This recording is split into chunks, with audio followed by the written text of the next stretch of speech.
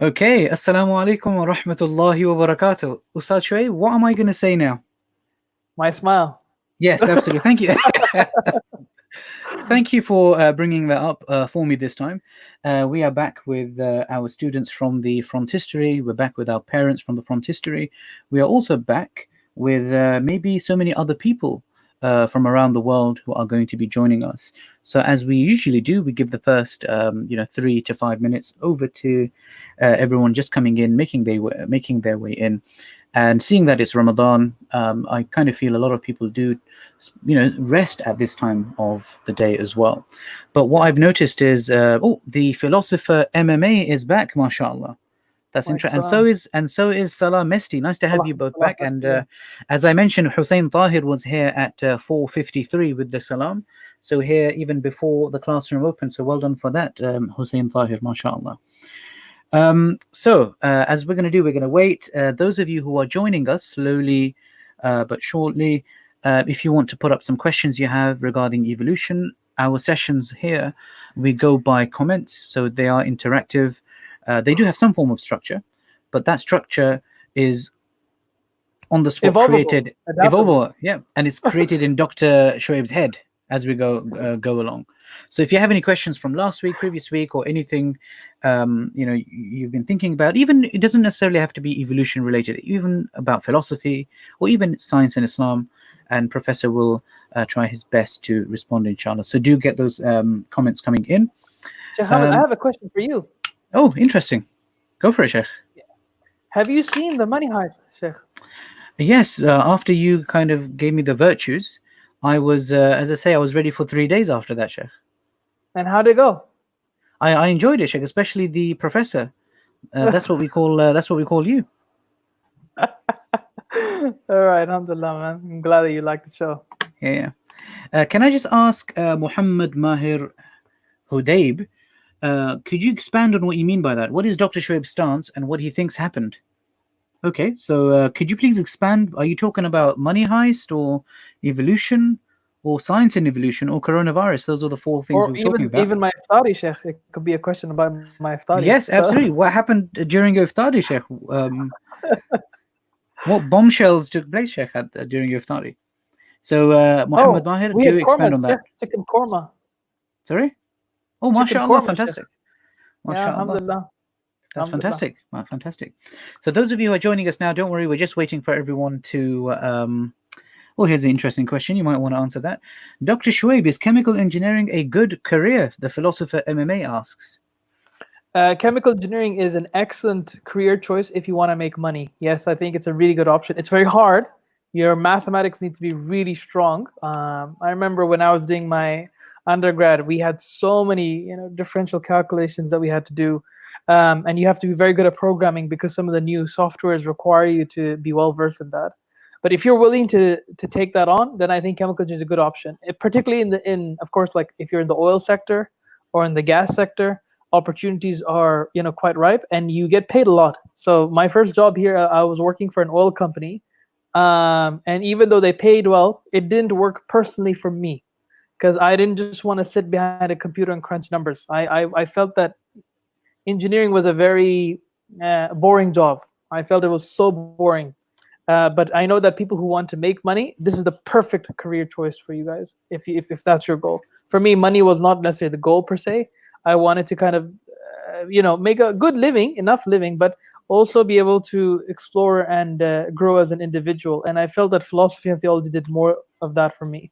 However, and I think this comes with most of the humanities subjects, getting a good job and a settled job in the humanities is very hard because it's not so well valued, and that's the only trade. So alhamdulillah, I'm using my PhD to my benefit. So I teach physics, chemistry, and mathematics.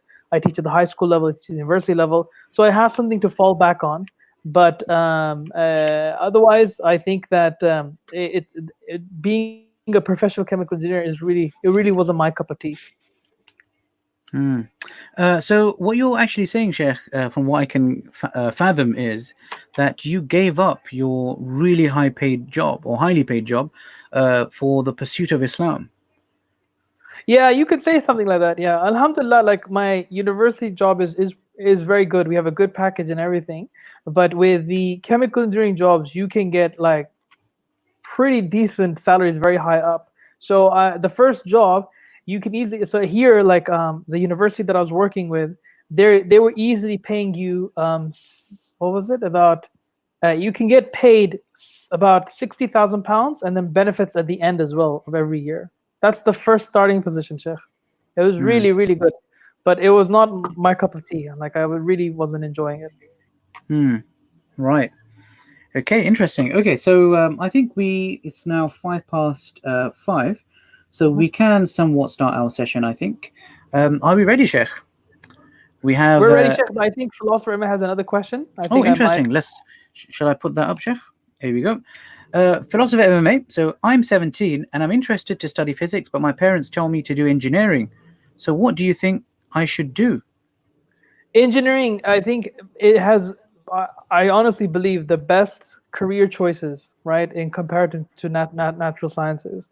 It doesn't mean that with physics you're on a disadvantage. It just means that in terms of getting your foot in the door in the industry will be harder. Engineering definitely opens a lot of doors. So if as a parent, I can see why they would push you towards this career. So yeah, I mean, it will depend on your circumstances. It depends on what you want to do, where you are in the world, what kind of context you have. But yeah, as a safe choice, and now being a parent myself, I understand why engineering is so well valued. I understand that. And Sheikh, there's only 3 career paths that our Muslims are taking nowadays, or especially our Asians. Of course. And that's engineering. No, it's engineering, and engineering. Right. Okay. Okay. So I think we've got something from Muhammad. So by the way, just all our viewers, we are going to talk a bit about evolution, and what we're going to do after that, and this is to answer Hussein Tahir as well. What we're going to do after a bit of evolution is talk about Eid, which is coming up, but in the context of the coronavirus and the lockdown, and especially in London. But I think it would be the same worldwide as well. So if you're joining us from anywhere else, how are we to spend our Eid? And then looking at the science of coronavirus, what some people locally are saying, how we need to respond to that, what we need to do about that, and what we need to do on Eid day. Even if we are called to certain places where there'll be lots and lots of people, we're called to our relatives' homes, they may have a different worldview to us. What are we to do? It's basically sharing our worldview in regards to the coronavirus. So I think we are going to have a shorter session on evolution, but following that, we're going to talk about Eid and coronavirus, inshallah. Dr. Shoaib, we now have Muhammad Mahir, who is saying, my bad, I was referring to evolution in particular. Right, okay. So he asked a question on your stance. So this is it, Sheikh. How many minutes would you like on this? I can answer in a few minutes, Sheikh. Maybe 2 minutes, Sheikh. I think go for it, Sheikh. So my personal, perspective. So let me first tell you where I started off and now what I believe. I first believe that evolution in its entirety was compatible with Islam. I now believe that is no longer the case. I believe that Adam alayhi salam's creation is too strong in the narratives for us to simply shun it away. And as a result, I believe one of 2 options are possible. You either believe Yasir Qadhi's proposal, which is this idea that Adam alayhi salam, when he was created on earth, he had exactly all the physiological and biological makeup that was required of evolution for it to seem like a continuous progression. Or you can believe in Solomon Jalaj's proposal, where he says that Adam alayhi salam was definitely born miraculously, but when he came down on earth, the Quran and Hadith neither negate nor affirm humans on the ground, and as a result of that, it lends open the possibility that there were already humans there. So if that possibility is utilized, then Adam could have easily integrated with those, and that is where our lineage started. Either of those 2 options work. So in effect, I believe you cannot ascribe parental agency to Adam, i.e., he did not have parents. That is something that I think is quite definitive and clear from the Quran and Hadith. But that does not mean we have to believe that other humans weren't there as well. So those are the possibilities that I think are there. That is my personal opinion. Wallahu alam. And I think there was a question last week, which I think was important in regards to other humans. So I think I can't remember, but someone asked a question. But wasn't Adam al-Islam the first man or first Right. Okay. human? And I think that question might come up in many of the viewers' mind as well. Yeah. So I personally believe that we know that our lineage starts from Adam, but nowhere does it say that Adam is the first man. That is, I haven't seen that in the text. We know that he is our origin in terms of our lineage, but whether he's the first man or not, I don't think that's the case. In fact, if you wanted to go and analyze the text a little bit carefully, there is room for a possibility that perhaps the creation of Adam was something that was familiar to the angels. So you know in Surah Al-Baqarah, when Allah was creating Adam, and then the angels responded, are you going to create something that's going to raise bloodshed and what have you? One scholar, Muhammad Nadvi, in his book from 1963, he inferred from this a possibility that perhaps the angels saw the physicality of Adam, and they saw and immediately remembered that there's another similar looking creature that's on earth that caused bloodshed. So that's what he inferred. It's not the only interpretation of that. I'm saying it's a possible interpretation, and therefore it allows the possibility of a hermeneutic possibility of this reading being there. Again, viewers might be thinking, but hold on, isn't that about the jinn? That's the other possibility. So it could be the jinn, but it also could be other human beings. Right. Nothing in the text allows us to negate or affirm that. And also simultaneously, it could be both. It could be both, right? They're not exclusive. Yes, absolutely. Okay, so let's move on to some more questions. There's been questions flying in. Okay, let's start with Salah Messi, who's got a whole series of questions. So let's break them down and ask them one by one. Could you please give us a definition of the word creationism, and maybe also the young earth creationists? Maybe you want to add a bit of details about them as well. Right. So creationism has a broad range of meanings. Okay. Creationism, in a very simple sense, means that everything was created by God. Even Muslims are creationists then in that sense. Within the context of evolution, though, creationism means that the idea of speciation, that we are all biologically connected and older species give rise to new species, that concept does not exist. God just created all these species just like that, and they're the ones that have stuck around since then, right? That's what creationism means. It's also important that a lot of people mischaracterize intelligent design advocates as creationists. In my opinion, that's a false characterization. Intelligent design advocates believe in the theory of evolution. They just don't believe that nature is exhaustive enough to allow to explain evolution on its own terms. So they believe that in addition to nature, there was an intelligent designer, and they don't ascribe God to this. It could be any intelligent thing, but as long as it points to an intelligent designer, that entity allowed these complicated structures to come into place. Now, within creationists, as I've defined it, which is the idea that these things existed without any biological dependence on previous species, you have two kinds, and both of these kinds exist in the Muslim world, well, at least as far as I can tell, but maybe in different variations. You have something called the young earth creationism, and this group believes that the world is around 4,000 to 6,000 years old. Then you have old earth creationism, which is the same thing, but they believe that the earth is much, much older. They're not restricted to the 4,000 interpretation or the 6,000-year-old interpretation. Okay, Jazakallah.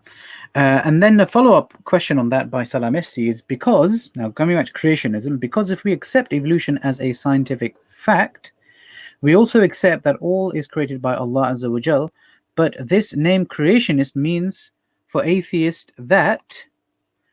Could you please give us a let me see what's happening. I think it's just the same question. He's just repeated it. Okay, but this creationist means for okay, this creation. Okay, but this name creationist means for atheists that everything pop up like magic.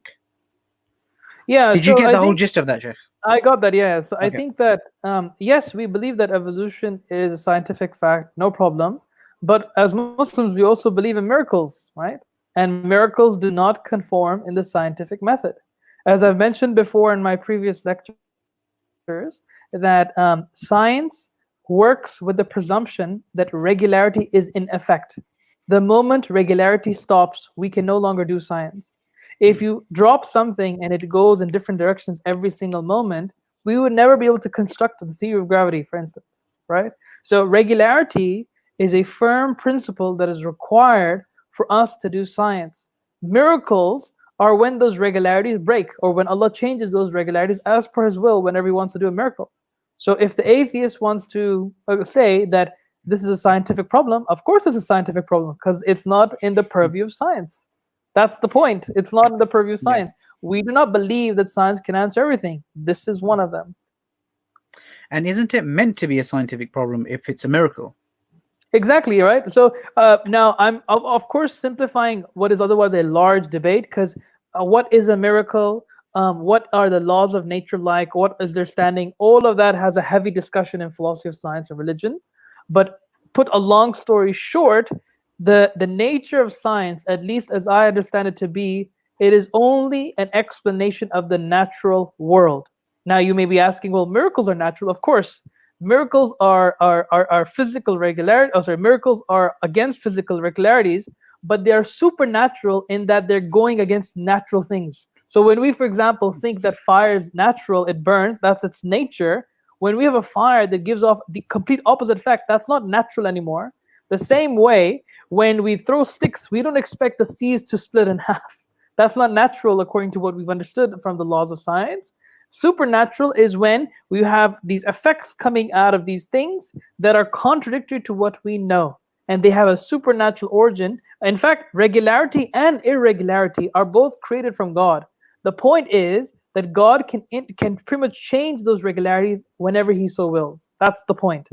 Now, for people who have an issue with going against the scientific strand, or believing in miracles, then evolution will then the Islamic account of creation of Adam will be a problematic notion for you. And it's not just Adam that will be a problem for you. It will be everything in the Quran down to the miracles of the prophets. So if you want to be consistent, then you have to kind of show how exactly these things make sense.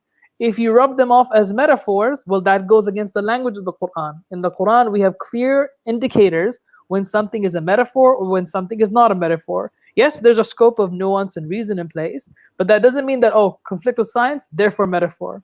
The reason why we arrive at a metaphor is because the language compels us to do so, or the context of the language compels us to do so, right? So this is why we need to be careful when we understand the nature of miracles as a philosophical problem, and then also miracles as a hermeneutic problem in the Quran and Hadith.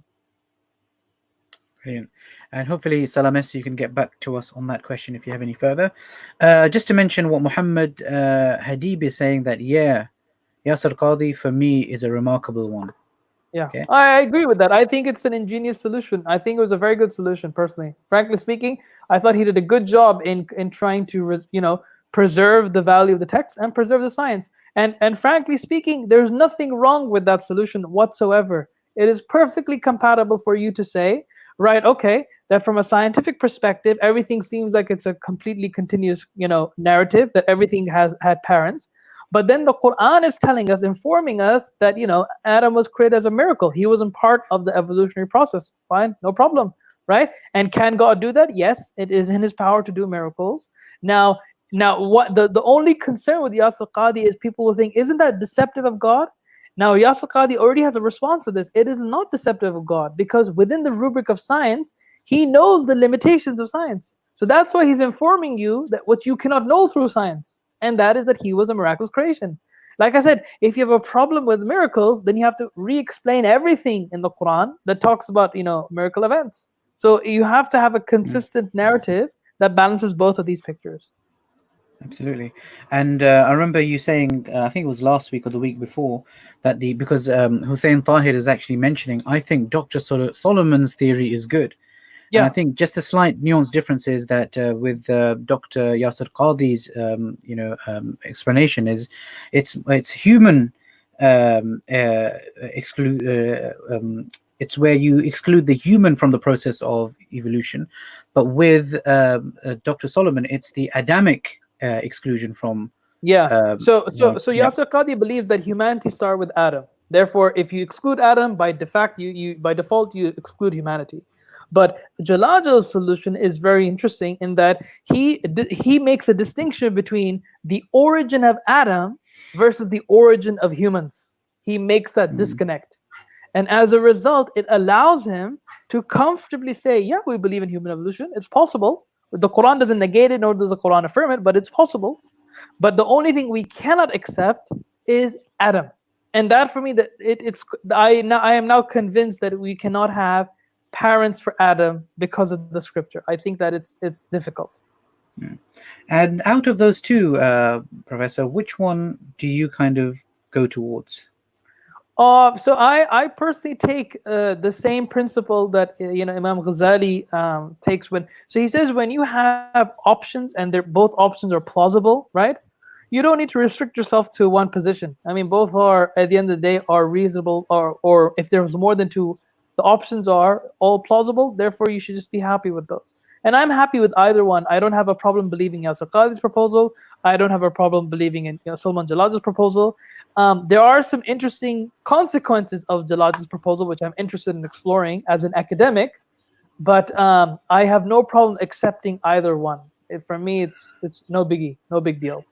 So could you kind of give us a hint towards the consequences of Dr. Solomon Jalaj's theory?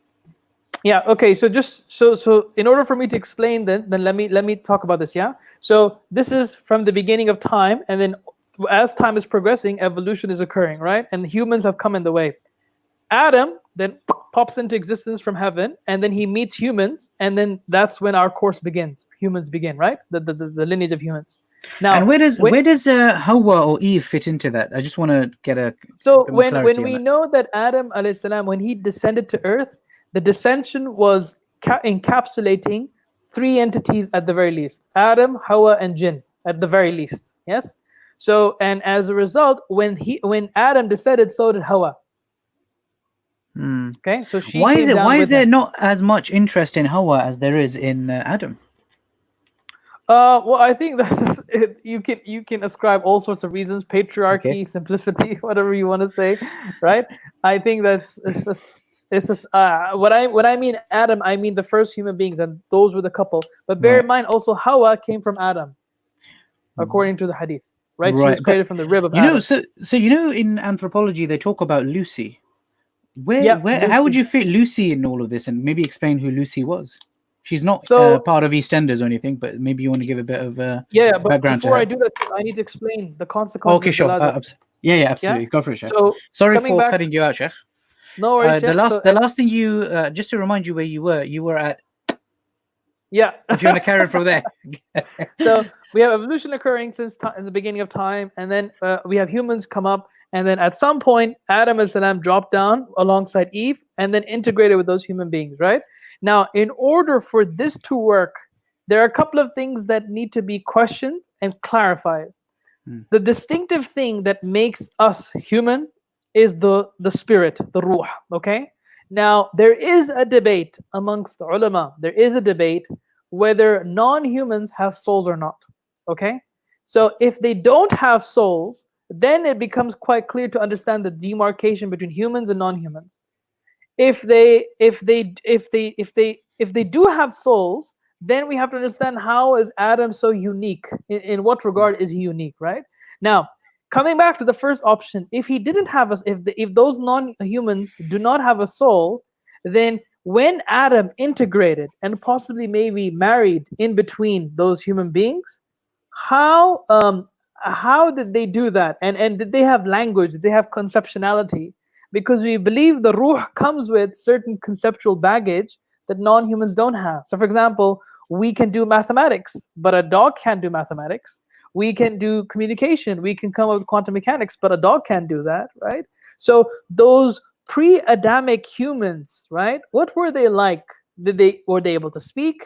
Did they have some kind of language associated with them, right? So that's one thing. The other thing is then, what about so if, let's just say, they intermarried, does that mean then they were able to speak or have enough communication to be able to have kids, right? And then does that mean that it also implies the possibility that there could be human beings that don't have a soul, right? So then how does the fiqh apply to them? Because one of the things of fiqh is that you have a soul and you're held morally accountable. So all these complications come out of things that require exploration come out of Jalaj's proposal. Yeah, I was just thinking of some humans who may not have souls, but we'll leave that discussion for later, Sheikh. Right. Yeah. So Jazakallah. I like the big smile on your face, Sheikh. You have a very big smile. Thank you. Yeah, Jazakallah, Sheikh. Okay, so let's move on, because I do want to get you to answer all these important questions. We have one from Muhammad Hadib, right? Do you think though that future observations might allow us to change our perspective regarding human evolution in the scientific realm, or is the scientific evidence too strong? Okay, so I'm personally convinced, personally speaking, I think the evidence is too much. Are there problems in some of the areas of the science? Yes, undoubtedly. I that is still ongoing, and I think you will have all those issues with every scientific theory. But I still believe that it is possible that you can defeat evolution in the future. In fact, the way I approach the problem, and I resonate what Dr. Dennis Alexander said, Evolution or Creation, Do We Have to Choose? It's a book he wrote, fantastic book. He encourages people, for those who are skeptic about evolution, to go and do the science, do the best you can, and get the Nobel Prize. If you can defeat evolution, be our guest. The scientific committee will welcome you, because that would mean that you have completely reconceptualized everything that we do in biology, and that is worthy of a Nobel Prize. Do you understand? That's a big thing to have in science. So I encourage every skeptic, fine, if you're rejecting evolution, go ahead. Go do the science and reject it, no problem whatsoever. But at the moment, I doubt it. I think the evidence is too strong on the science of evolution. Are there gaps? Yes, there are a few gaps here and there. In fact, I recommend a book. I forgot the name of the book, but it's by Fowler. It was a book. Just go on my Facebook. For those of you on my Facebook, go on my Facebook. It's the last book that I posted.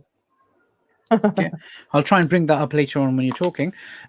Just one thing that came to my mind when you said that the science community or the community of scientists will welcome you. I just want to go to ID, Sheikh, intelligent design. Does it also go back to how we define science? And because they are criticized quite a bit, isn't it? Yeah, and I think rightfully so. I personally think that they're intruding into a territory that they don't belong in. If you want to claim there is a designer, then you're out of science. You're no longer doing science. You are now imposing metaphysics here, right? Now, if you think about it, because what they believe is that if something is too designed, it could not have come to the process of evolution. Therefore, we have to ascribe some kind of intelligent being to this, right? However, there are still, so let's say, for example, your eye, right? Your eye is in a very particular way. It has a retina and what have you. And now they believe that all of these components are too complex and too specified and so well arranged, it could not just cut them out of chance, right? And scientists agree. No one said that eye just popped into existence. What they're saying instead is that over enough time, maybe some of these individual parts of the eyes had different functions. And it is scientifically conceivable that they have a history which eventually allowed them to come together to form this complicated eye. Just because something is complex does not automatically mean there is no historical, scientific process through which it came out of.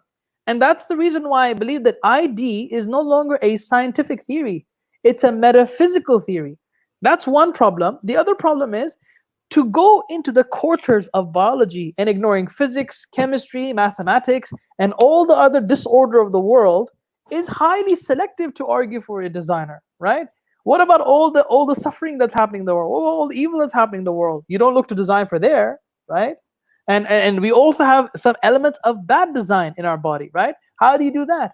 So there are some animals that kill one another. I think one of the spiders, it eats the male partner when it finishes having babies.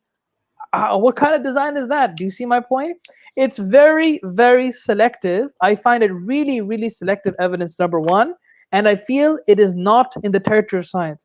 And that is why, because they have a problem in being accepted as science, I feel that they go into the discussion of what counts as science. And this is where the debate of methodological naturalism versus philosophical naturalism comes in, right? Generally, we have no problem, theists have no problem believing in methodological naturalism, which is simply the idea that the territory of science is just the natural world. That is what it's designed to look at. Anything outside of that territory, it has no scope of explanation. So science cannot explain God, angels, demons, what have you. That is something we believe in, but it's not in the scope of science. But what ID would like to do is they want to break that boundary between philosophical naturalism and methodological naturalism so that they could put a foot of design into their equations. And this is now, I think, redefining what science is for the sake of a godlike explanation, which I think is not welcomed. Wouldn't you consider it a revolution, Sheikh?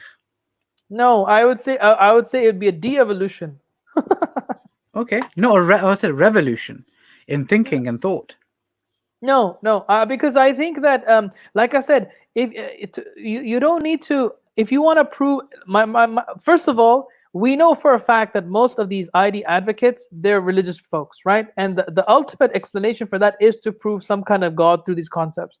My point is that there are other more consistent ways of proving God that do not rely on this. So for you to put all of your baggage into this is unnecessary. It's completely unnecessary.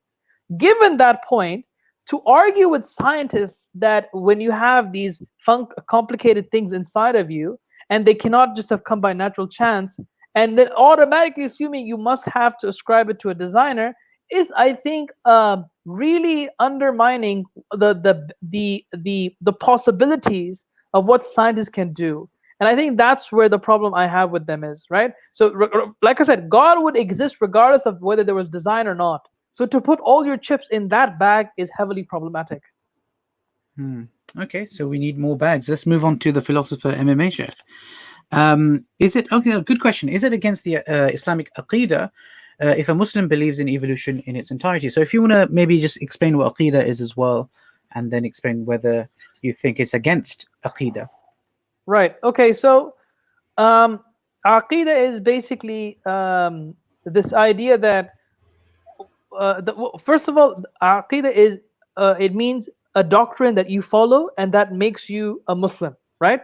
And Aqeeda is not something specific to us. It's specific to every religion, right? So the certain things you believe in that make you a Christian, certain things you believe in that make you a Jew, certain things you believe in that make you a Hindu, and for us, we believe in certain things that make us Muslim. That is what Aqeeda does, right? And it's not meant to be an exclusive kind of way of saying this is us, this is you. That's the function of this territory. It distinguishes one religion from another, right?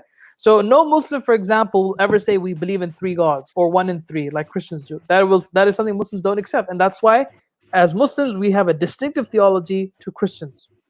So having cleared that, whether we accept evolution or not, and whether it contradicts our Aqeeda or not, this will depend from scholar to scholar. Some scholars say it won't contradict your belief system.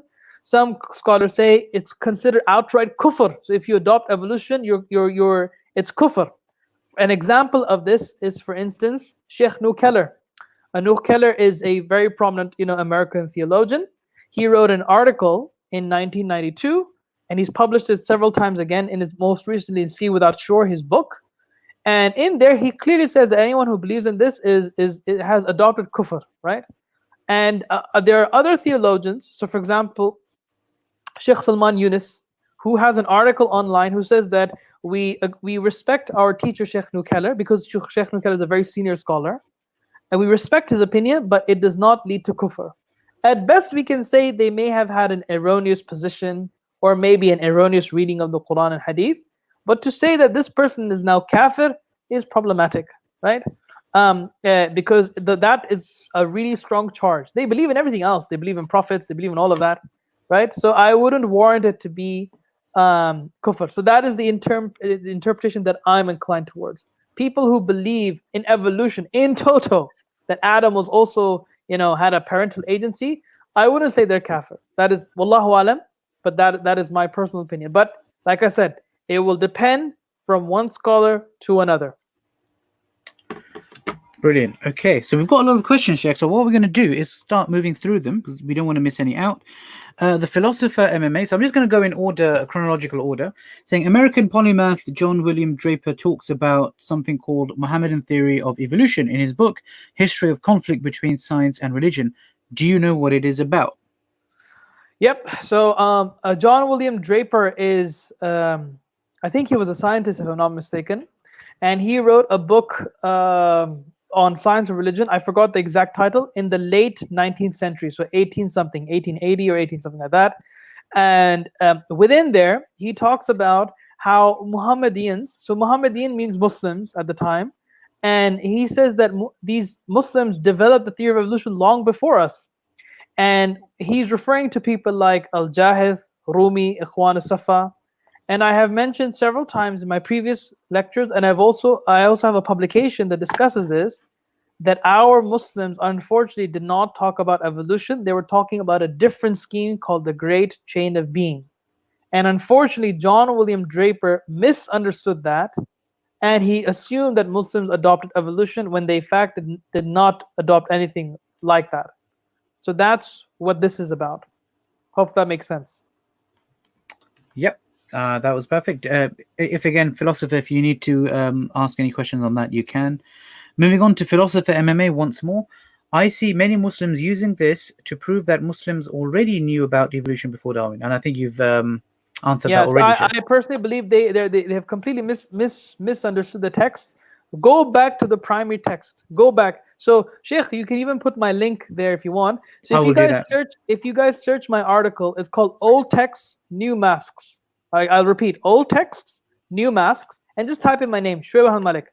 You will see it'll be one of the first few links, and you can find it on Zygon, or just contact me or contact Sheikh, and we'll send you a copy of the article. And I show thematically how these paragraphs have been taken out of context, and when you read them in their context, they have nothing like the theory of evolution in their works. Yep. I'm just trying to, I think I found it. So inshallah, I will also put it up once the link comes up as well. So don't worry. Do look up in the comments for both YouTube and Facebook. It will be there in a few minutes. Okay. So next question. We now move on to Muhammad Hadib. What's ironic is that someone like Michael Behe's narrative is not authoritative in the sense that he accepts common ancestry. I feel like that just takes the whole point out of ID, so intelligent design. So coming back to the intelligent design argument, Sheikh. Yeah, so I don't think that, so you can still accept common ancestry, but remember, this is a debate about ascribing mechanics, right? Do you ascribe it to nature? Can nature allow us to create this complexity? Or do we need to resort to a designer? ID theorists say we need a designer. Standard evolutionary theory says nature is enough. Random selection and random mutation and natural selection is enough. That's where the debate is. Okay, brilliant. So we're coming on to Hussein Tahir. Let's go to Hussein Tahir. So again, one of our lovely students. How are we ought to get enough information and evidence to prove that hadith is more powerful than science theories? That's an interesting question, Sheikh. Let's see how you respond to this. So Hussein, the whole relationship between hadith and the sciences is a long outstanding question. It's not something that's new, right? It's basically the age-old debate about reason and revelation. How do you balance those two? And frankly speaking, this will have to be resorted to on a case-by-case basis. Each hadith has a particular content, has a particular chain of transmission. You need to evaluate that, you need to evaluate the content, and then what the science says to be able to arrive at an explanation, right? So just to give an example, we have the hadith, Sheikh, correct me if I'm wrong, but there's a hadith about the black seed that can cure any sickness, right? Along those lines, something to that effect. But that seed, yeah, the black seed, we use black seed oil as well. Yeah. But that black seed isn't going to cure cancer. That black seed isn't going to cure AIDS. That black seed doesn't cure a lot of diseases. So how do you then now interpret that hadith? So my point here is that it's not, there's no yes or no answer here. It will depend strictly on a case by case basis. And this is something that I'm appreciating more and more myself as I read more and more about this. So again, my source are two people. Jonathan Brown, I recommend reading his works on hadith. And another guy, he has an article coming out called, his name is Muntasir Zaman. He has an article out that will be coming out, inshallah, on the hadith of Adam being, 30 meters tall. And he will be clearly discussing it. He's a hadith expert himself. That's his background, that's his training. And he clearly kind of showcases the differences between the way you understand this hadith from a historical perspective and a hadith perspective, and the sciences, and what kind of opinions you can understand, you can get out of this interface. So I think that is a very useful exercise. And yeah, I think it will largely be a case-by-case basis. God knows best. Wallahu alam. Sure. And just to inform our viewers, the article that Dr. Shoaib was talking about, Old Text, New Masks, a critical review of misreading evolution onto historical Islamic texts, is right there in the comments. So you can just click on it and you should be able to download the entire PDF as well. Can I also mention for our students, if they want to get even a bit of idea at this stage about hadith and the workings of hadith and the mechanics of hadith, Dr. Jonathan Brown, I think, is a good place to start, because he puts it in a very fun way. You'll understand a lot, and I'll look for some of his videos on YouTube where he'll give you a breakdown of how hadiths work as well. So I think that's somewhere you could start the whole thing. Yes. Okay. So let's go to Muhammad Hadib again. There is an interesting verse in the Quran which states, "And travel the lands and observe how Allah began creation." That's an interesting verse. كيف بدأ الخلق, as I believe. Yeah. So with regards to that verse, if I'm not mistaken, because I remember people pointing that out, again, this is an atomistic reading. If you read, I think, the verses before or after, it talks about the communities that Allah punished and destroyed. So it's referring to that. It's referring to go out and see your history of the people who, we destroyed, the communities that we destroyed. I think, if I'm not mistaken. Right. And can't that be broadened to all humans, even the ones maybe, the ones prior to Adam al-Islam? Could be, yeah, entirely could be. So it's still broad enough to kind of look into that or use it in that sense. Okay. Another question: do you think there is a significant difference between evolution and Darwinian evolution? And if we establish evolution to be true, does that necessitate the Darwinian mechanism? Okay, so again, please check 1 second, Sheikh. I'll actually get the name of the book, because it's such a beautiful, it's a beautiful book, man. Like, Allah, what an amazing book. And remember, Dr. Shoaib doesn't say that about many books. So if you guys are on my Facebook, there's a book that I posted last. It's called a survey. The Evolution Controversy, a survey of competing theories, and this is by Thomas Fowler and Daniel Kubler, right? And can you put that on the comments, Sheikh, like a link to that, or even the title? That will be beneficial. Yeah. So hang on, let me just put that now. The Evolution Controversy, and it's such a good book. And the reason why it's a really good book is because it doesn't try to convince you that this side is wrong or this side is false. What it just simply tells you is that 1 second, Sheikh, I don't think I can comment. You share I'm going to send it to you on WhatsApp. Yeah, I'm going to send it to you on WhatsApp, and then you share it. That's fine. I'll do that. Yeah. So as I was saying, what it does is it beautifully explains to you the science as it is and the different camps that have issues. So it includes camps, about the different scientific interpretations over evolution, but also creationism and intelligent design. It considers all of those, and it's non-polemical and it's non-provocative. It's just so good. It's really good. And what it showcases is yes, that evolution at the moment is having a lot of questions that scientists are trying to explain. Now, what it has done, it has caused a rift amongst the scientific community, in that some of the scientists believe that Darwinian evolution answers everything, whereas another aspect of the scientific community are saying, no, there are some things that Darwinian evolution cannot explain, okay? And what they're basically saying is that in addition to natural selection and random mutation, we need to augment other mechanisms to explain certain features. Now, what they are is irrelevant for us. That's not that is not the purpose of what I'm trying to say. What I'm trying to say simply is that this is where the disagreement is. But both groups accept evolution in that common ancestry exists, that species come out of species. Both groups do not deny that. What they're debating over now is the mechanics involved.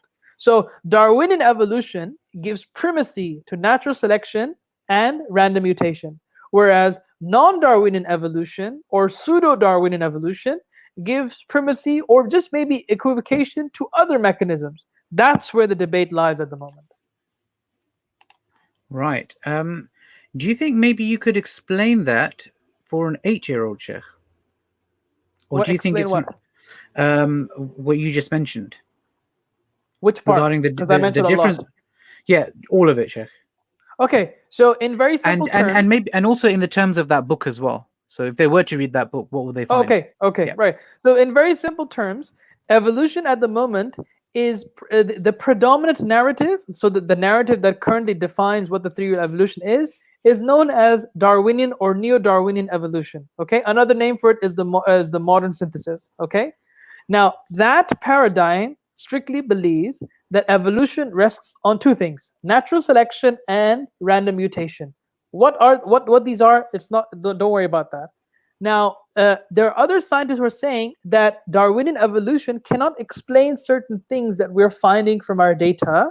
So we need to consider other mechanisms that we can either augment with the Darwinian theory, or just allow a more equal playing field of various mechanisms that all work together to explain the biodiversity that we see today. So there's a debate over mechanism, not a debate about whether we have parents or species evolve from one another. That debate is not taking place. What is actually taking place is the mechanisms involved. So that this does not mean that evolution as a whole is going to be discarded. It just means that scientists have a healthy debate about how to explain certain phenomena. That's it. Brilliant. Jazakallah for that, Sheikh. Salam Esti, regarding about Muhammadan theory of evolution, is it linked to the writings of ancient Muslim scholars such as I think you've answered this, right? Yeah, and Salah also mentioned later on, thanks for the PDF, it answered my question. Yep, cool. Okay, let's move on, so that's fine. So as you can see, I've put up the links for both professors' article and also the book that he suggested as well. Okay, so coming back to Philosophy of MMA, which is best book you would recommend on the topic of scientism, and why do you think scientism and science students are usually uninformed about philosophy of science? Okay, so for those of you who don't know, scientism is pretty much a worldview or an ideology which suggests that we have to understand everything through the prism of science. So God, we can understand through science. Ethics, we can understand through science. Purpose, we can understand through science. Everything is measured through the prism of science, right? So that's scientism. It's an ideology. The best book that I recommend is by Michael Stenmark. He's written a book on this. And the other book that I recommend is going to be by Rick Peels. It's an edited volume that has multiple entries by various authors. Those two are by far the best books that I have read on scientism. Could you give us the link for those as well, especially for our students? I'll do that now. Otherwise, I'm going to forget. Let me just do that now. Yeah, let's do that now. Yeah, that's no problem. And whilst you're doing that, I'm just going to bring up the next question, scrolling down. And we always run out of time. That's what happens on this session, Sheikh. Look, it's 48 past already. Oh, wow. Yes. That didn't feel like 48 minutes at all. No, it didn't. Absolutely. Sufyan Muhammad Saleh. So I'm just going to read out the question whilst professors WhatsApping me the links, in which I will forward to everyone. The Evolution Controversy, a survey of competing theories, book by Daniel Kubler and Thomas B. Fowler. What, sorry? It's just a reference to a book, that's all. So maybe Sufyan this is the book I recommended. Oh, okay, got it. That was probably okay, got it. Okay, so now to Mehmet Buljan. So it would be nice to know Dr. where. Mehmet, hello, salam. Alaikum, yeah. So is Dr. Mehmet from Istanbul? Yeah, he's a Turkish scholar. He's one of the leading experts on kalam. I consider him as a very strong authority, mashallah, in this regard. Very strong authority. MashaAllah, fantastic. And inshallah, maybe we can have Dr. Mehmet on as a panelist as well at some point, inshallah. So Inshallah. Dr. Mehmet is saying, do you think that the theory of evolution is going to lose its importance in a theological sense? And then there's a because. Can I say that as well?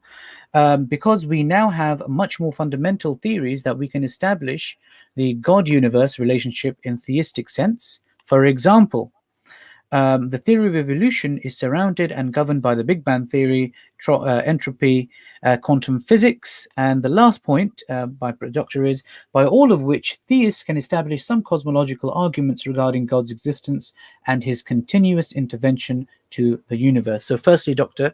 Shoaib, if I can ask you to simplify that for our students and then give a simplified response.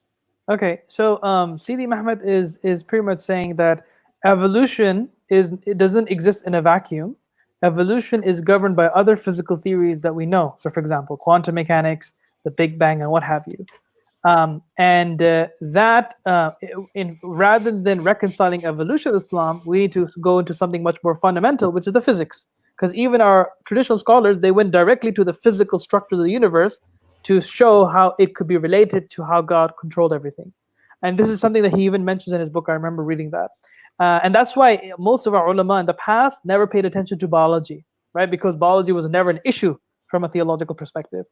I believe that this may have been the case historically, but the problem that evolution has with today's time. So we have two issues we need to distinguish. First of all, there's the issue of which physics theory do you use to kind of say this is the theory of science? Because at the moment we have different physics for different scales of the universe. So you have Newtonian mechanics for large scale stuff. You have quantum mechanics for the smaller stuff. You have Einsteinian physics for the bigger stuff at the stronger, the larger speed of light. What I'm saying is pretty much different physical theories occupy different territories and scales of the universe. So first of all, which physics do you mean by, right? So that is one question that we need to deal with. Then depending on how you answer that, there's also the question of whether we have enough evidence that evolution is reduced to physics, because that in itself is a big one. So there are many books that talk about that. So the standard narrative in science goes that biology can be reduced to chemistry and chemistry can be reduced to physics. So let me repeat that. Biology can be fundamentally explained through chemistry because all biological structures are chemical entities, and chemical entities can be explained through the laws of physics. But that reductionism or that line of thinking still hasn't been proven. And there are many books that talk about how all of these have several gaps in them. So maybe we have to think of the universe in a pluralistic way of understanding rather than a hierarchical understanding. So that's another question which we need to entertain. Now, the reason why evolution, barring aside all of these other questions, the reason why evolution, if taken as it is, as an isolated theory in of itself, the reason why it's problematic is because it questions the origins of Adam. That's the reason why. Our traditional narrative has been that Adam was created without parents. And evolution is problematic mostly because of this idea that there's a theory that explains how all life began, including the start of human beings, in a naturalistic fashion. That's why there's I think a theological relevance here. Another relevance that I see is that since the dawn of the 20th century, quantum mechanics and evolution both suggest that our universe is very chancy. It's very random oriented. And as a result of that, this forces us to reevaluate some traditional ideas that we may have had. For instance, that the universe is absolutely predicted and determined and beautifully designed. But our theories seem to suggest that it might have been indeterminate, open-ended. So I feel that these make them theologically relevant. Whether they're worthy of being answered or not will depend from one person to another. But I feel that the relevance of evolution will not die anytime soon, because it's both a hermeneutic issue, yani a Quran and Hadith issue, but also a metaphysical issue. Jazakallah for that. And inshallah, if Dr. Mehmed needs to come back to that, you're welcome on the comments. Moving on to the philosopher MMA, we're going to go through these questions and then we'll move on to the last 5 minutes or 10 minutes where we'll very briefly talk about the coronavirus and Eid. Is that okay, Dr. Shoaib? Yeah. Which I think is very important. Okay, so philosopher saying many Muslims and Sufis say that intellectual and philosophical arguments cannot prove the existence of God. It can only be known through spiritual experience. What would you say to them? They're wrong. Isn't this I, what kind of Imam Ghazali kind of went towards? no. So I think there. You have to understand the difference of discussions, right? We can prove the existence of God through arguments, like for example, contingency argument and what have you. They prove God, right? But spiritual experiences give you another level experience that cannot be just simplified to rationality, right? So just a basic example. If somebody told you that there's a fire at your house, that's one level of belief. To be in the fire is another layer of belief, right? That's a whole new magnitude. So the distinction between having a rational proof for God versus a spiritual experience of God are two different things. They both come to agreement with one another, but they also have their own individual standing as well. Okay, right. Let's move over to Dr. Mehmet again. How can we reconcile evolution theory with Big Bang and entropy to get a complete I think this picture? is a continuation of the previous question. I think this is a Sure. continuation. Yep. Okay. Yeah. Muhammad Hadib again. This session went by quick. Just like, yep, we spoke about that a little while ago. Sufyan, sorry, I just named the book of Professor. That's fine. Mahmoud Buljan said Dr. Mahmoud is doing his istighfar. Oh no, I think he said That's istighfar because I said that he's one of the leading scholars. Yeah. I think that's he's Yeah, very absolutely. modest, mashallah. He's a very modest guy. So. Mashallah. Okay, let's move on to Hussein. Wow, I never knew that, Professor. So I think he's talking about all the stuff, about the reduction thing that you're talking, which is quite interesting, actually. Salam Esti, I did not find your full lecture on argument from contingency. I found a short video of 7 minutes about it and several very interesting lectures on it. So do you know which 7-minute video this is, Dr. Shoaib? Yes. So this is That's the one where you're wearing a topi. Yes, with the Yes, Al-Turul hat, yes. So Salah Messi, just to let you know, I was smashed that day, and then Sheikh Hamid here said, "Can you please do this small lecture for 7 minutes?" And then he asked me to wear the topi. So this has a very funny context behind it. and then funnily enough, he said, "Why don't you practice on Juwairiya first?" So Juwairiya is Sheikh Hamid's daughter. And so we actually did I think we did like 3-4 times with Juwairiya. Yep. And only when she got it, then we recorded it. So it has a really funny history and a funny memory in my mind. Yeah. And also that was just supposed to be a preliminary. A preliminary for students to watch before they watch the actual, or before you gave the actual contingency argument lecture. But inshallah, that is going to come on one of our sessions. It will be a longer session. Maybe we could do that as a Eid present, Sheikh. Maybe after Eid we could do that. Oh, Sheikh, I want to have fun in Eid. I don't want to do contingency. Okay, so maybe in about 2 weeks' time we could do that, inshallah. 2 weeks' time is Eid, Sheikh. Eid goes on for long for Pakistani, Sheikh. Okay, all right, 3 weeks time. Okay, but inshallah, in one of these sessions we will have the contingency argument. But you've got to make and I think Ramadan's not the time because you need to be fully fed before you start thinking about these things. Oh, it's hard. It's because it requires a lot of groundwork. Yeah. And only when that groundwork is done, then we can get the argument. And maybe to take a few paracetamols before you get started. Yes, okay. Of course. Cool. And I think we'll just have our last question now, and inshallah we'll take the rest next week. And that's from Salah Musti right now. Atheism, Islam, and science, which I've really enjoyed, alhamdulillah. Would it be possible to share it on your Facebook page, inshallah, barakallah feek? What are you referring to? Yeah. The contingency argument, I think. So I've done the full lecture. I've done the full lecture for Al-Balagh, right? So that video belongs to them. Now I can ask them if we can use that video, that lecture, and put it on either Fatimi's Frontistery and even Fatimi's Islamic Institute of Science and Philosophy, so that it can be accessible to the wider audience. I'll ask Mufti Abrar, who's the guy responsible for this, inshallah. Jazakallah, that'd be great, inshallah. And then Hussein Tahir is saying, I would love having it as an Eid present, Professor. That's inshallah, one of our students. Okay. Okay. Since you've asked so nicely, I might consider doing for Eid, inshallah. Fantastic. Jazakallah, Sheikh. And I think we'll go for the last one with the philosopher. Even Dr. Israr Ahmed agreed with Immanuel Kant. Sheikh, you didn't load it up. You have to load it up. Oh, sorry. Yep. Yes, so even Dr. Israr Ahmed agreed with Immanuel Kant that intellectual arguments cannot prove or can't prove God. You said you'll do a session discussing Immanuel Kant's objections against these arguments. Can't you do those now, Sheikh? Did I? I don't remember ever saying that. But He right. can't remember. So Yeah, go for it, philosopher Sheikh. Yeah. MMA. If you read the five proofs for the existence of God by Edward Feser, in there he takes this argument head on that Immanuel Kant was wrong, and you can find, I think, I forgot which chapter it was in, but he does discuss this in there. So Edward Feser, five proofs for the existence of God. You can find this there. Yep. Okay. So I think we'll put a stop here to the questions, and we'll have, and Jazakallah everyone. Like we always thank all of our students and viewers and everyone from all over the world for asking the questions and making this more interactive.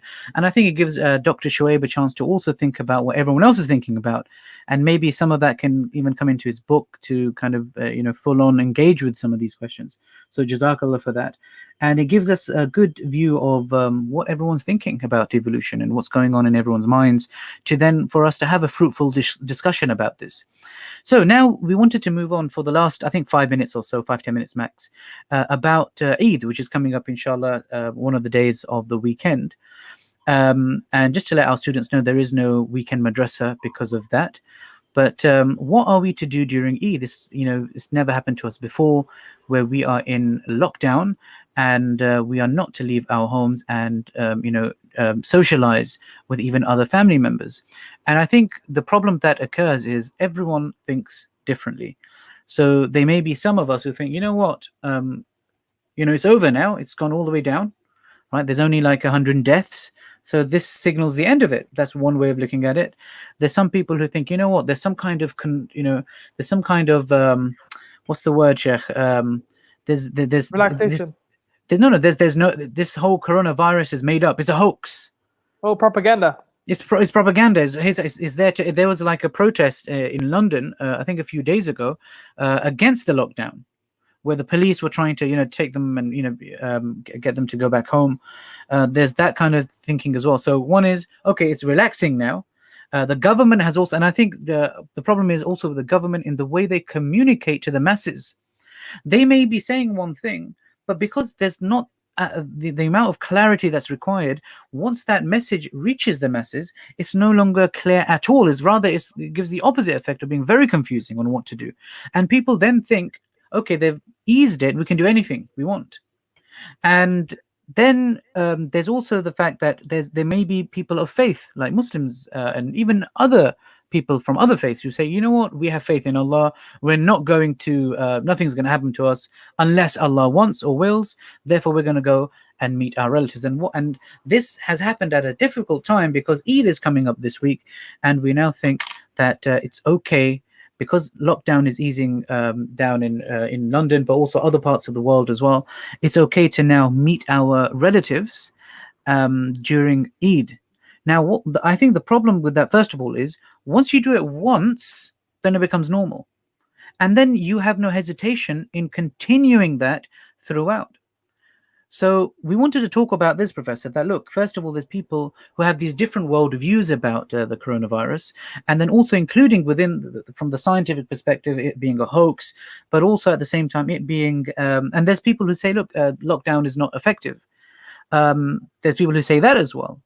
And then there's Muslims who say, you know what, it's all in Allah's hands. Whatever happens, let it happen. Why are we scared? Why are you wearing your face mask? And then there's also, for example, amongst the Muslim community, I've been speaking to many parents as well. There's wives who have said, look, we want there to be lockdown. Our husbands are opposed to it, and they won't want us to go out, or they want us to go and visit our relatives. We can't just, and we're talking about, unfortunately, when it comes to sisters who are from India, Pakistan, and their, worldview about fulfilling your husband's command is it, and there's nothing else. And there's huge, and I think what we haven't really focused on when it comes to coronavirus is the kind of arguments between spouses and their worldviews, and that creating tension amongst Muslim households in this country, and all of that might really just blow up when it comes to Eid. So I want to first talk about, maybe from your end, the science behind it. And then I'll definitely would like to talk about maybe what some of the Sahaba did during the plague, which is, I think, very, very relevant to us today. Right. Okay. Bismillah. So that's a very heavy demand. So let me first start off with uh, okay. So let me first start off with just the nature of having tawakkul Allah. Right. We always have tawakkul Allah. That should never escape our paradigm ever. Mm. Right. But the key thing is, and I think that hadith is so important that we need to remind ourselves constantly: tie your camel. Right. Tawakkul Allah blankly is not going to do anyone any favors. You still have to do your part before you do tawakkul Allah. That's what that Could, hadith is trying to. could you explain for our younger viewers the context of tie your camel? What is Yeah, that? yeah, yeah. So there was I'm not quoting it exactly. I'm just telling Yeah, you the that's fine. general That's fine. Yeah. storyline. So yeah, so the hadith goes that to the effect that the Prophet ﷺ and a particular Sahaba were on their camels. Yeah, so they were on their camels, and then they came by next to, I think, some kind of oasis or something where there was water. I think I don't remember the details. And so the Prophet ﷺ got off and he was tying his camel, and then the Sahaba said, well, if he goes away, that's that's Allah's will. And the Prophet ﷺ corrected him, no, you tie your camel first, then do tawakkul Allah, right? You tie your camel first. So that's where the whole expression tie your camel comes in, right? You have to do the very best from your end first before you say that we have to trust in God. Of course, none of us should be afraid of death. Death is an inevitability for all of us, right? As sad as it is, it's an inevitability. I am going to die. My son is going to die. My wife is going to die, right? That is harsh to hear, but it's a reality that we need to face, right? And I think what you're trying to say, Doctor, is there's a difference between, for example, going into a medieval battle with your sword and your bow and your arrows, and going there without any of that. Yes, I yes. think that's I think that's a perfect analogy. Is that where's your defense? Your defense is that in this context, staying at home. That's the defense. Yep. Right. So that's one thing. Now the second thing that I want to touch, having cleared that, is the whole wife-husband issue. So me and my wife, actually, we had this discussion very early on. Between the two of us, my wife is much more OCD than me, right? So she's very peculiar with germs, cleanliness, much more than me. I think generally speaking, just from my observations, generally speaking, women are generally much more about cleanliness than guys are. I generally feel that. This is my observation. I'm not saying this is that is observation. My subjective Okay. interpretation. Yeah. So anyways, so as a result, we wanted to make sure that we were on the same page in terms of how to be clean in light of coronavirus. So, and the reason why this discussion came into our household, because very early on in like February or March in Iran, what ended up happening was that there was a lot of divorce, domestic violence that started kicking up because husband and wife were not agreeing how to deal and combating the virus in a clinical fashion from a health perspective, right? And so then it is because of that we had this discussion to make sure we were on the same page. So what we decided was, start off with the basic things. So for example, we don't go out at all. We've only been out 2 times so far in this entire lockdown. Only 3 times, literally 3 times. So that is a decision we took on very early on to make sure that we stay home. That is the first thing we agreed upon. Second thing we agreed upon was about grocery shopping. And grocery shopping in terms of we leave the grocery outside, the guy leaves outside, we already pay for it online, and then we just clean them to make sure that they stay outside in this area that we have here, and then we don't touch that food for 2-3 days. So all of those details we agreed upon to make sure that our family was healthy and safe. Now the problem is, I can understand that some members, this is a big change. I can understand that people who go out a lot, you're going to struggle with this. I can understand that men who want to go to their jobs, they're finding it insufferable at home. I understand that, right? I personally I cannot necessarily empathize with that because my life is my books and my books are at home, but I can appreciate that it might be very difficult for you to stay at home.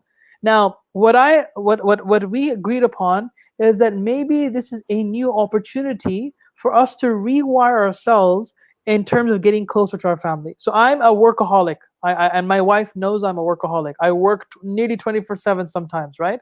And she said, you need to cool down, calm down, and not get frustrated, because I was very frustrated in the beginning, right? When I wanted to read, my son would distract me. When I wanted to write something, it'd be this or that in the house, and it was very difficult for me to acclimatize myself.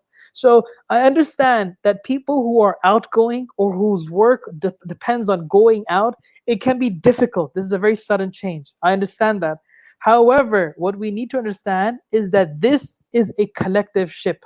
The moment you step outside of the house, you not only jeopardize or you risk the health of people around you, or by that I mean your family, you also risk infecting other people. You also risk that, right?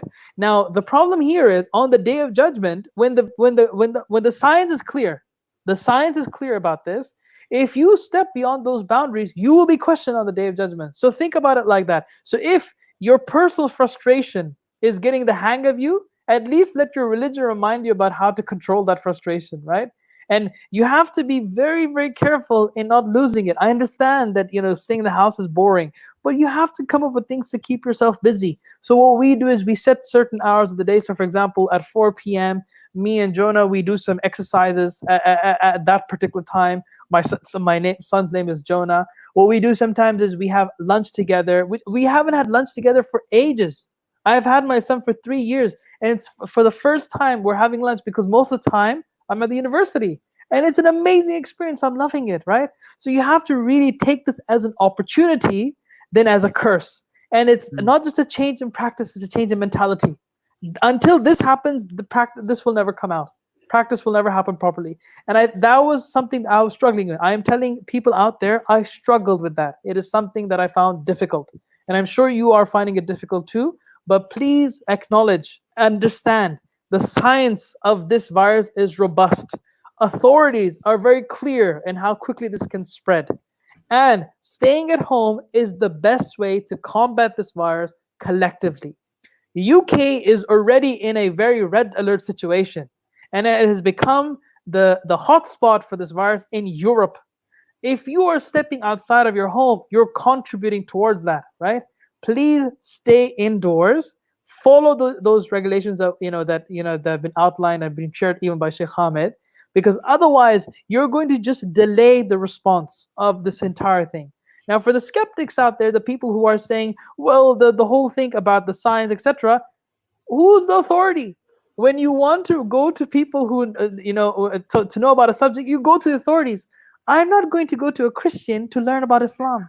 Likewise, I'm not going to go to a Muslim to learn about Christianity. I want to go straight to the source.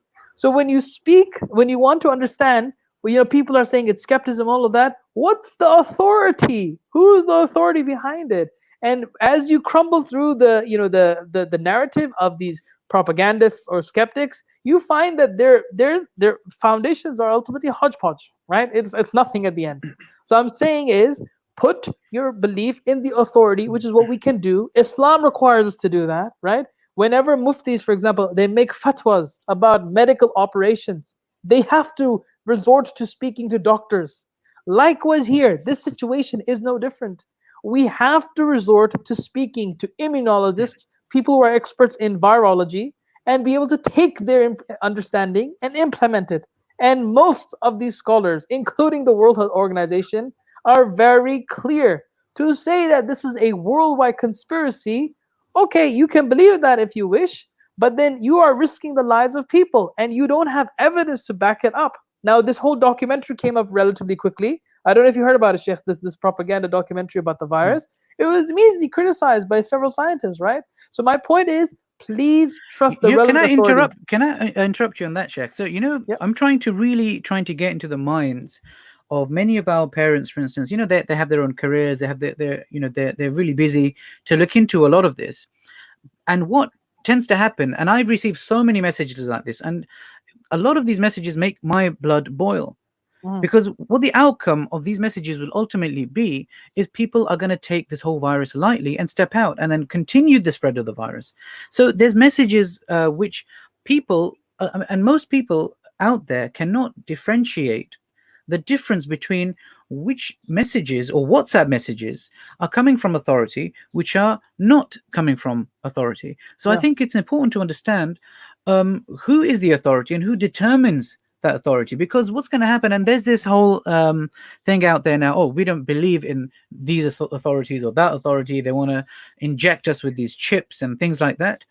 And who, I mean, we don't trust the World Health Organization.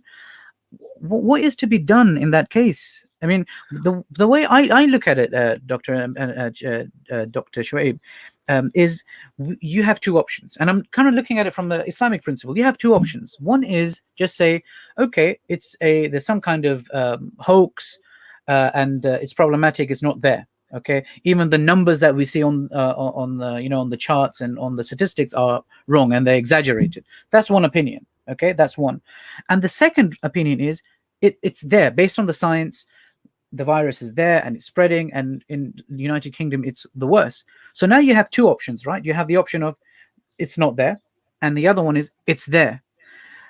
Islamically, when you're in a situation, right, and let's talk about students in the basic thing. If you're in a shop, right, and you pick up let's say an ice cream, right, and you are in doubt as to whether it's halal or haram, what is the principle at that point? Right? Precaution. The principle of precaution. Absolutely. So da' ma yuribuk ila ma la yuribuk. So leave that gives you doubt over that has no doubt. And in this case, out of those two options, what is the most safest option for the health, which is part of the fard of our, it's fard for us to focus on our... Bye-bye. It's fard for us to protect our lives and the lives of our family. So out of the two options, one is the safe option, one is the non-safe option. So in terms of you and your family, which option are you taking? Because there's always going to be two opinions. And in this case, one option, you can jeopardize the people in your family, and especially those who already have underlying problems. And on the other hand, you have those, you have the option which is the safer one. Right? Okay, the virus may not be there, but I will go for the safer option, because ultimately, out of the two, if the virus is there, then my life is at risk and everyone else's life is at risk. So looking at it in that way as well, for some of us who don't look at the authority, for some of us who don't look at the science behind it, just look at the two opinions, the safe one and the unsafe one, and which direction are we taking our family in? I think that's a very important question that every single one of us needs to ask. And even when it comes to husband and wife, if we sit down on this point, right, and it doesn't matter what the opinion of the husband or the wife is, we say, look, there's a safe option as there's the unsafe option. Which option do we want to take our children towards? That every person needs to ask. That's the way I'm looking at it, because some people will just dismiss any kind of authority. It doesn't matter where it's from. They'll just dismiss it. And it fundamentally comes down to, like I said, it fundamentally comes down to a person's nature. We are living in a situation where we are not used to being at home, being with ourselves for so long, because we're usually so distracted in life. And I once saw this powerful quote, is that many people who are not authentic to themselves, they're going to find this a very disturbing reality, because they're not going to like what they see sometimes. And I feel that, yes, I understand that for sure, because we are now being faced with an unprecedented scenario where we're not bombarded with friends, we're not bombarded with people. It's just you, yourself, and your family. And I think getting used to that reality is a challenge. And I think that's the challenge of the time. Embrace it, face it, and live up to it. I think that's what we need to start doing. Absolutely. And I agree with you 100%, Sheikh, is that from a principle point of view, take the precautionary measure. But from a social perspective, understand that, yes, we're human beings, we have limitations, what have you, but then overcome them as best as you can by keeping the principle firmly in mind. Yes, you have frustrations. All of us do. We have a garden right in front of our window. I can't even take I can't take him there. But do I complain about it? No. I try to live up every day as it is. And alhamdulillah, I take it day by day. And I think that's all we should do, inshallah. That's all we can do. Yeah, absolutely. And we should be thanking Allah that, the science now, and which Muslims have played a great role in as well, that, the science is so far ahead. And even when it comes to medical advice and what's happening, had this virus taken place, say, 200 years ago, 300, 400, 500 years ago, the situation in the world would have been way worse. Because we didn't have that kind of understanding. And I wanted to go back to the point, Sheikh, and when it comes to Islam. So those of us who are saying that it's a hoax, and we're Muslim and this and that. I just want to go back to the point that you mentioned, Sheikh, about tie your camel, right? When we go back to one of the first plagues that affected the Sahaba, right? Because and I want to give the story because no one disagrees with the Sahaba, no one disagrees with Prophet sallallahu alaihi wasallam, no one disagrees with that era of early Islam. And so there was the plague of Justinian, which took place some decades before.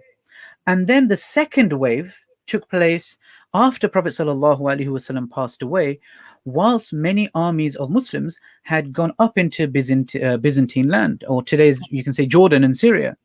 And when they reached the place called Amwas, right, people started getting affected by a plague, the second wave of the plague of Justinian, or which the Sahaba call the plague of Amwas, because that's where it affected them the most. And at that time, the Sahabi, Ubaidah ibn Jarrah radiallahu anhu, he decided at the time that no, we can't really, I mean, what can we do about this? And there was no conclusive decision that was made as to what is to be done. And later he passes away as due to the plague. Right. And I remember, Dr. Shoaib, when I went to Jordan some years back, I then came across this kind of room where there were two graves. One grave was the grave of Mu'adh ibn Jabal radiallahu anhu, who's known as one of the greatest scholars amongst the Sahaba. And then right next to him was the grave of his son, Abdul Rahman ibn Mu'adh ibn Jabal radiallahu anhu. And when you look up at their tomb, it's got the history of why they had passed away. And it was due to the plague of Amwas. Approximately 25,000 Muslims from that army passed away. Right? 25,000 Muslims passed away in that entire region. So Mu'adh ibn Jabal radiallahu anhu was supposed to become the leader. Within days he passed away, and then his son also passed away within days. Then came Amr ibn al-As radiallahu anhu, one of the greatest Sahaba who are known to us till this day for everything, for the way they led armies, for their intellectual capacity in all sense. He was a well-rounded companion, and he made a decision. And he actually said, his words were, to the nearest meaning, right? His words were that this is the plague, and plagues spread in highly populous regions, and plagues spread like fire. And how do you ensure that fire doesn't spread from one place to another? You create distance between the fires. And what he then decided was, when the army was going to march and when they were going to camp, they were to camp at certain distances away from each other. And the companions and the tabi'in, they note that after this policy was put into place, the number of deaths began to reduce amongst the companions and the tabi'in at the time. And when Umar radiallahu anhu finds out about this, some say this was also Umar radiallahu anhu, who was the Khalifa at the time. He was part of this policy making process, and he was happy about this. And we always hear about that famous story of you're going from the qadr of Allah towards the qadr of Allah. So this argument, yes, it was there at the time of Sahaba as well, that look, why are we running away from this? But this, I think, historically is a very important lesson for us. For those of us who want to look at everything theologically with that worldview, that's fine. And alhamdulillah, as Muslims, we find that within our own history in the early period of Islam. So it was after the social distancing measures that were put into place by a great companion like Amr ibn al-As radiallahu anhu, similar to Khalid ibn Walid radiallahu anhu in his mannerism, his way of leading the armies. Once he put that into place, deaths began to reduce. And this is something that makes me proud as a Muslim, that for us, science and Islam do go hand in hand. Right, there are, all of this, and when we go back to Sahaba, Allah had given them this kind of intelligent understanding, which they took from Rasulullah sallallahu alaihi wasallam, and they applied these things. So it's important that we understand, just by looking at it. We've spoken about it in many ways: the safe option, unsafe option. The precautionary principle. We take what's more safer for us and our children. And also, in regards to science, like Dr. Shoaib said, we look at the authority. That's key. We look at the people in authority. For instance, and Dr. Shoaib gave many examples about this. You're not going to go, for example, you're not going to go to your local butcher. An engineer for medicine. Or I was going to say, you're not going to go to your butcher to find out about heart transplant. Yeah. right? Even though he Exactly. probably does a lot of those, but he does it in a very different manner, right? You wouldn't take that chance, would you? So, and then also the point that when we go back into the life of Sahaba, it's happened to them. Sahaba passed away as a result of this. It's natural, okay? But tie your camel. Okay, tie your camel, as Amr ibn al-As radiallahu anhu showed us with his example, which then Allah subhanahu wa ta'ala used, however you want to explain it, which Allah then uses in the, because this world is what we call Darul Asbab, it's the world of sabab. So Allah subhanahu wa ta'ala, he used that, and the deaths began to reduce thereon, and the Muslims then continued to conquer the Byzantine lands and the Sassanian Empire as well. So that's my summary. Dr. Shoaib, would you like to say any last few bits before we finish our session? Just to summarize, I'd say, guys, hang in there. I know it's a tough one, but that's all I can say. And definitely come up with some kind of consensus in how to deal with family hygienics. I think that's very important. So kind of make sure you're all on the same page. Mm-hmm. And finally, really, to do tawakkul Allah, you have to first tie your camel. Learn what tying the camel means in this context. Speak to the right authorities, and don't listen just to any average Hick and Joe on Facebook. Oh, this is all bogus, etc. Follow who's saying and what is being said, and then inshallah things will become easier and it'll make more sense, inshallah. And just to throw out there for our students, one of the major authorities in the world is the World Health Organization. So just Google them, see what they're saying, find out more about them there, and then also the NHS as well, okay, because they are the specialists. Even the politicians are not specialists in this, right? Even our government would not be specialists. It's the scientists. So let's look at what they are saying with Iman and belief. One last point, Dr. Shoaib, is an interesting one. I'm just thinking of all possibilities. What if there is if there's parents, mum and dad, they both decide we're going to go to so-and-so family's house and they've invited us. And some of our students just say they understand the principle of science, what the science is saying, backed with also at the same time what Islam is saying as well in this situation. What are they to do? I have no clue. I seriously have no clue what to say, because you're asking me to police people. I'm not an authority to police people. I can, at the best, I can say this is the nasiha that we're offering you, and that's it. Absolutely. And I think that in those cases where you need to arbitrate, get somebody who's the most senior head, who's on the same page as you, right? So in this case, it could be the grandfather, it could be yourself, because you're a leader of your community, right? I think that's what we need to do, is get the elders of the society, understand what they're saying, and get them on the same page. That's it. That's the best I can do. I can't enforce anything otherwise. Absolutely. Yeah. What I will do is, inshallah, I'll download this video and cut out the coronavirus bit and maybe send that to our students. If you maybe want to share that with your parents, if any of you are concerned and overwhelmed by all of this and you think you're going to go out and you want someone to speak to your parents because you particularly don't want to go out, you're more than welcome to call me directly or call our admin number, which is on our madrasa website, and ask them to get through to me. More than welcome to support you and back you in this, inshallah. Inshallah. Okay. Inshallah. But most important thing is unity. We've got to remain united, especially amongst our families, because this is a time where shaitan or our nafs or any kind of enemy, be it physical, metaphysical, they are going to want us to divide amongst us. Okay. And that's what we need to ensure that we are not doing. Our best thing is, as Doctor said, is nasiha. We've got to remind, we've got to say the word of truth. And remember, saying the word of truth is not just calling towards tawheed, it's in matters like this as well. Tawasaw bil haqq wa tawasaw bis sabr. So remember, when you call towards haqq, then things will take place where you will have to then call towards patience. So everything is not, once you call towards haqq, then things don't go right all the time, and that's where patience and sabr and the call for sabr comes into play. Jazakallah everyone for that. Jazakallah Dr. Shoaib for giving us extra time as well. Jazakallah for being here, giving us all the scientific gems that are whirling around your head all the time, mashallah. Jazakallah for that. And I would like to say jazakallah to our family members as well. So Dr. Shoaib, you were mentioning that you found doing learning and reading very difficult at home because your son was coming in the way. I want to take this chance to thank my wife, because as soon as we came into this, I had, because for us it was a matter of the whole madrasa transitioning over a period of 3-4 weeks, which was difficult. I mean, I was in front of a screen for about would easily 14 to 15 hours a day, right? And I would just leave for salah or food.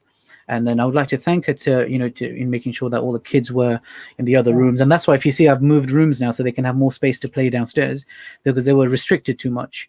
So alhamdulillah, I would like to thank her for that as well, and Juwaria for helping out as well. Yeah, same. My wife, alhamdulillah, she's Yes, been an alhamdulillah. absolute gem in terms of she knows even the values of these sessions that I do, and even academic access. So whenever, like for example, this morning, I don't know if you saw the session. I think at 10 minutes, the internet started fluctuating, because at that time, the internet goes bad in UAE. So I literally had to get myself from the bedroom to the living room, and they were just chilling and watching TV. And immediately within 1 minute, she clarified, got my chair ready, and alhamdulillah. So I really appreciate, alhamdulillah. Absolutely. Yeah, Allah bless them, inshallah. Absolutely, inshallah. No, alhamdulillah. And I think they're going to get more reward, because they're doing the difficult thing. Yeah. They're doing the more boring part, but it's the most effective part as well. So alhamdulillah, jazakallahu khairan everyone for that as well. Inshallah. So let's end it here, inshallah. Subhanallah wa bihamdihi, subhanakallahumma wa bihamdika, ashhadu an la ilaha illa anta, astaghfiruka wa atubu ilayk.